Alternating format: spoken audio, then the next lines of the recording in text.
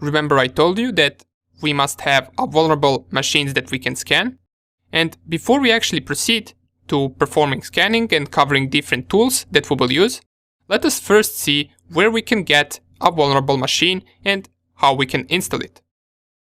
And trust me, it is pretty easy. So just type top 10 vulnerable machines, and you will see this Rapid7 link that says 10 places to find vulnerable machines for your lab. Click on that link, and down here, if I scroll all the way down, I should see a list of 10 different vulnerable machines that we can use as a hacker to practice our skills. And for this section, we're going to be going with the first one. So the name of it is Metasploitable.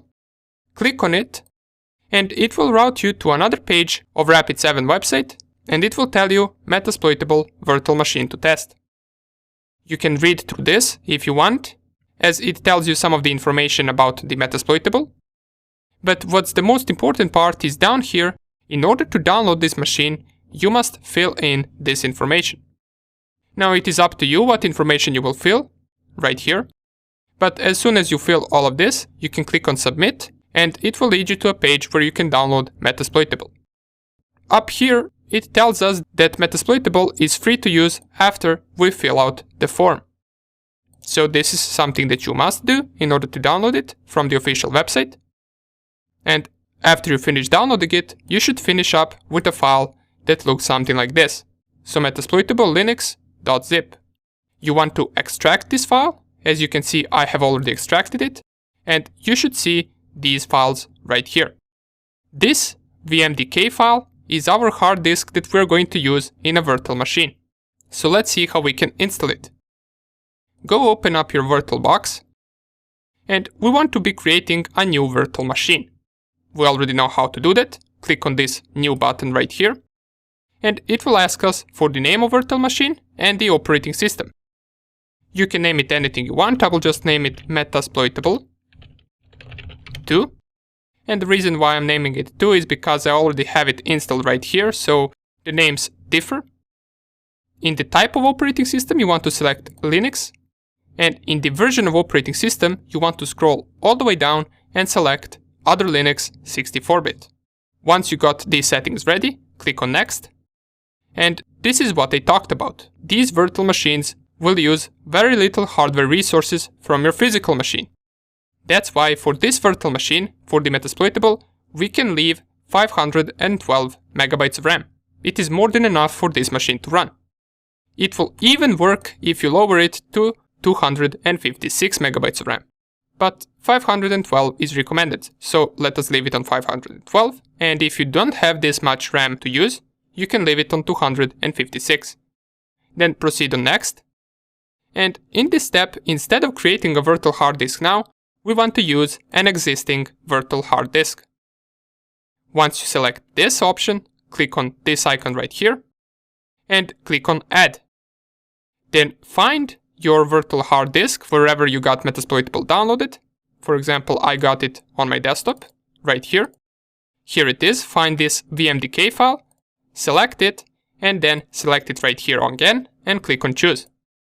Once you do that, you can click on Create. And this is pretty much it. We got our Metasploitable created. All we are left to do right now are two things. The first thing is navigate to Settings, go to the Network Settings, and switch from NAT to Bridged Adapter, the same thing we did with our Kali Linux machine. Then choose your adapter and click on OK.